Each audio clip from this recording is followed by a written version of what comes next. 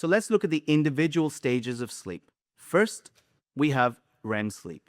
Here we have rapid eye movement, and hence why it's called rapid eye movement sleep or REM sleep.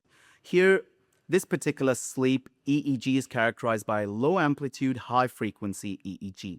But an important aspect that happens in REM sleep is we know that it's the dream phase of sleep, but the brain has to ensure that the body doesn't act out those dreams, hence why it's characterized by muscle atonia. Next, we have the non-REM sleep, N1, N2, and N3, and these are graded from light to deep sleep, so N3 being the deepest sleep. This N1 stage is only 5% of total sleep time, so about 1 to 5 minutes, so it's not a long stage.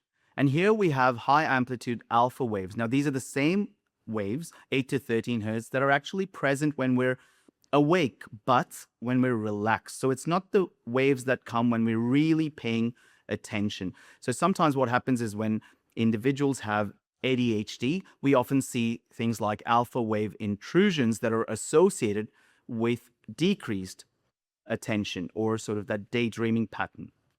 Now these alpha waves in the N1 predominate in the earlier stages, whilst later theta waves, 4 to 7 hertz, start coming in.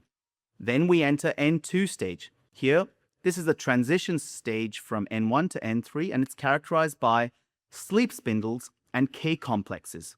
So these are these short bouts of high amplitude waves.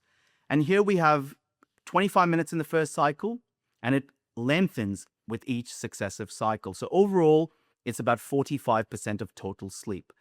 This particular stage is where bruxism, teeth grinding, occurs. Then we have N3. N3 is the deep sleep phase, and it's characterized by high amplitude but slow wave EEG, delta waves. Delta waves are less than 4 hertz, and the slow wave sleep, or the really restful sleep that we talk about, restorative sleep, is this particular phase, and it constitutes 25% of total sleep time. Now, this is a stage where sleepwalking, night terrors, and bedwetting occurs. To summarize the sleep structure, REM and non-REM. Non-REM is broken down into N1, N2, N3.